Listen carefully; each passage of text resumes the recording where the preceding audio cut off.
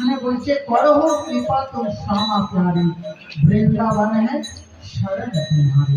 সার কথাটি বলে দিন, গোটা বৃন্দাবনের শরণকে রাধা রানী শ্যামা প্যারি, শ্রীকৃষ্ণ নয়, খুব ভালো করে বুঝুন, শ্রীকৃষ্ণ নয়, বৃন্দাবনের শরণ হচ্ছে কি রাধা রানী।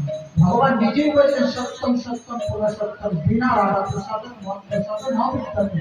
ভগবান নিজেই বলে দিয়েছেন নারদ মুনিকে রাধারানীর কৃপা ছাড়া আমার কৃপা সম্ভব নয়। এখানে ভজন গীতে কি বলছেন, ভজন দেখুন, আমাদের ভজনে ভক্তদের হৃদয়ের ভাবকে প্রস্ফুটিত করা হয়। বলছে করহ কৃপা তুম শ্যামা প্যারি বৃন্দাবন হ্যাঁ শরণ তোমারি। আমাদের শরণ হচ্ছে বৃন্দাবন ধাম আর রাধারানী শ্রী চরণ কমল। এই দুটো জিনিস যদি আমরা মনে রাখতে পারি আমাদের সাধন সম্পূর্ণ হয়ে যাবে। দেখুন একজন আচার্য হয়েছেন, আপনারা জানেন বল্লভ আচার্য, পুষ্টি মার্গের কৃষ্ণ ভক্তির মূল আচার্য। তিনি বলছেন কৃষ্ণস্য দ্রবিণম রাধা রাধয়া দ্রবিণম হরি জীবনে না ধনে নিত্যম রাধা কৃষ্ণ গতির মনে। আমাদের জীবনের প্রকৃত ধন হচ্ছে রাধা আর কৃষ্ণ। আমাদের জীবনের প্রকৃত ধন কি রাধা কৃষ্ণ।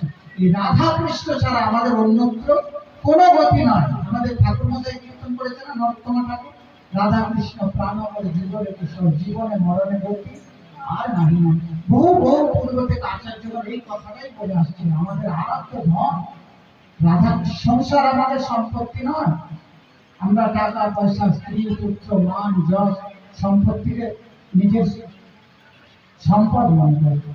এমনকি ভক্তি জগতের অনেক কর্তব্য থাকে, গুরু পদে আসীন হয়, এটাকেও আমরা অনেকে জানি না।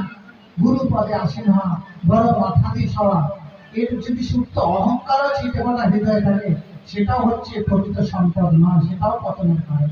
আমাদের প্রকৃত সম্পদ হচ্ছে নিষ্কাম রাধা কৃষ্ণ ভক্তি।